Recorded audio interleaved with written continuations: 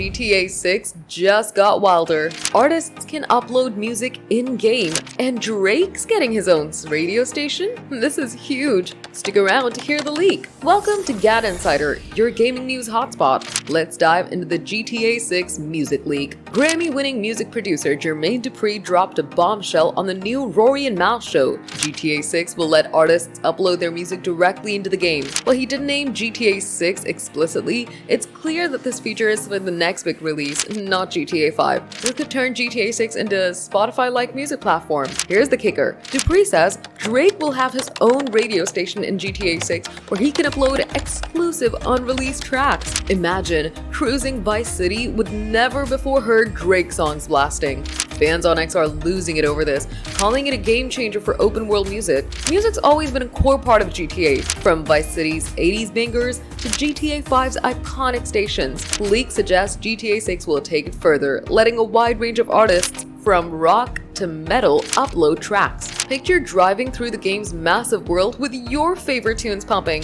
Set for release on May 26, 2026 for PS5, Xbox Series X, and Series S, GTA 6 is packed with advanced gameplay features for an unmatched experience. This music upload system can make it the most immersive GTA yet, blending gaming and music like never before. If this leak is true, GTA 6 isn't just a game, it's a cultural phenomenon. X users are hyped, with some even saying it could outshine streaming giants. Rockstar's aiming for the biggest game launch ever, and this music feature is pure genius. What songs do you want in GTA 6? Drop your picks in the comments. Smash that like button, subscribe to GadInsider, and hit the bell for more gaming leaks.